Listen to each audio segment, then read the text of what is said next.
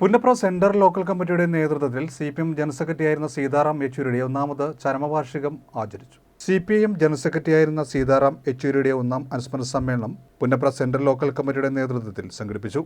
CPM ജില്ലാ secretariat അംഗം H. സലാം MLA ഉദ്ഘാടനം ചെയ്തു. പറവൂർ NSS കാൾ സംഘടിപ്പിച്ച സമ്മേളനത്തിൽ KN ചന്ദ്രബാബു അധ്യക്ഷനായി. ഏരിയ കമ്മിറ്റി അംഗങ്ങളായ J. ജയകുമാർ, KP സത്യകീർത്തി, പുന്നപ്ര വടക്ക് panchayat president Sajitha Sajeesan, local committee secretary R. Ashok Kumar എന്നിവർ സംസാരിച്ചു.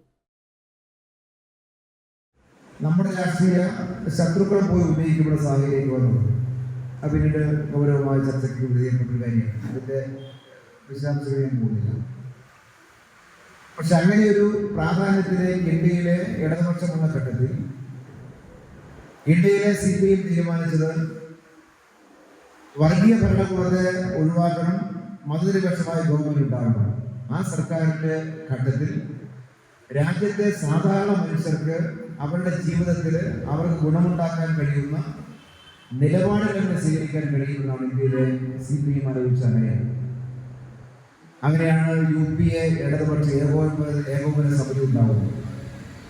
നമ്മൾ തീരുമാനിച്ചത് പുറമേ നിന്ന് ഞങ്ങൾ പിന്തുണയ്ക്കുന്നതാണ്. ആ പുറമേ നിന്ന് പിന്തുണയ്ക്കുമ്പോൾ പകരമായി ഞങ്ങൾക്ക് ഏതെങ്കിലും മന്ത്രിസ്ഥാനം വേണമെന്ന് നമ്മൾ പറഞ്ഞില്ല.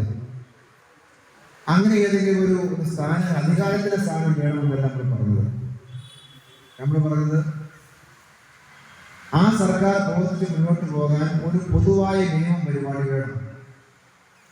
രണ്ട് കൂട്ടർക്കും അംഗീകരിക്കാൻ കഴിയുന്ന UPA ഇടതുപക്ഷ ഏകോപന സമിതി എന്നൊരു പേര് ഇട്ടിട്ടാണ് അത് വന്നത്. ആ ഏകോപന സമിതിയിൽ അംഗമായി CPIM പ്രതികരിച്ച സീതാറാം യെച്ചൂരി പ്രവർത്തിച്ചു.